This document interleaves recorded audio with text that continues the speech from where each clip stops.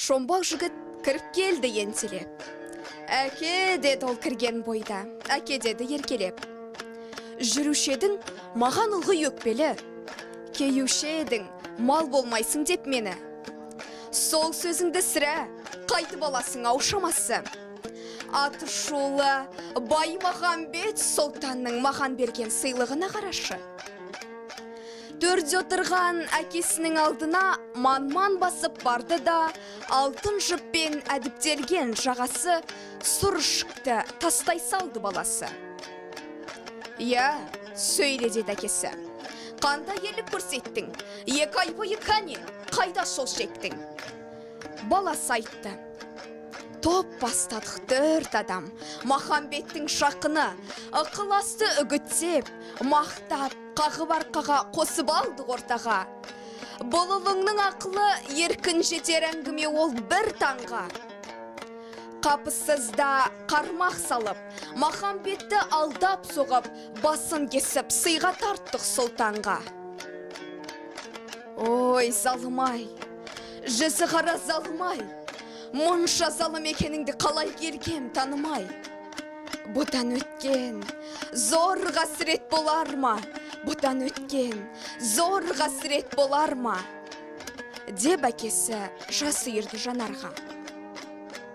Қабағыңды жаба қалды неге мұн? Әке, сенің қай сөзіңе сенемін? Есіңде ме, менің бала күнімде Махамбетті шек көремін дегенің?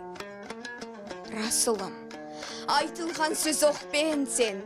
Бір кезде мен Махамбетті жек көргем. Әлде кемшім шағым беді ол ақылға. Пенделік қой, салған мені тақымға. Оған себеп, сенің анан жасынан ғашық болған сол Махамбет ақынға. Азаппенен атсада сутандарым, қайрағам жоқ қызғаныштың қан жарын.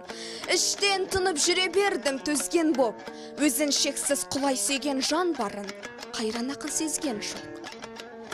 Анаң марқұм, ол дегенде от жалындап көзінен тамсану жет. Нақ бір бақытта бардай әр сөзінен, ол ақынға деген іңкар сезімін, көрге бірге ала кетті ол өзімен. Әттен, біздің сормандайлы жайықта, елдер аз ғой баралатын байыпқа. Тым кеш шықтым Махамбеттей батырға, бүкіл қазақ ғашық болсайып ба.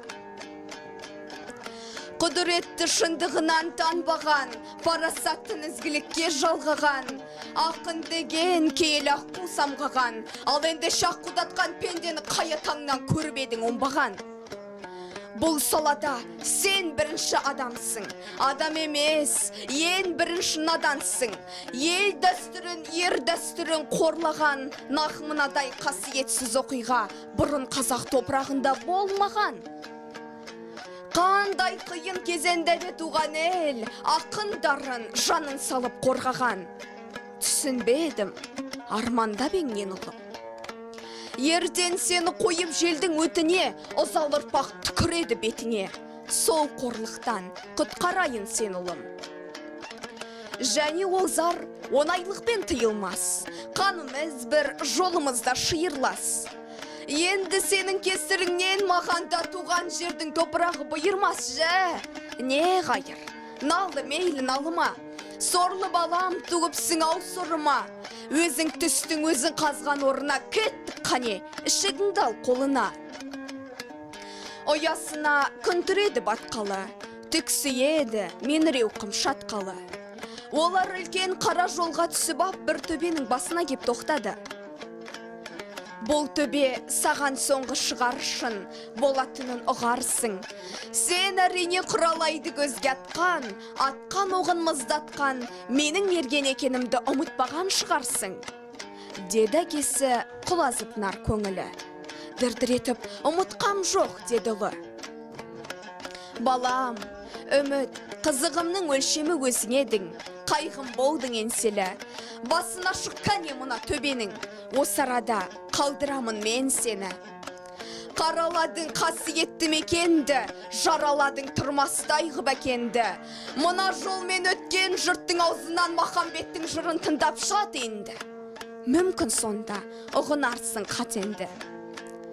Кім аяққа басса заны даланын, ұмытқаны қатал тарих сабағын. Кешір мені, таусылды барамалым, дала заны, баба заны қарағым. Деп әкесі қолына алды садағын.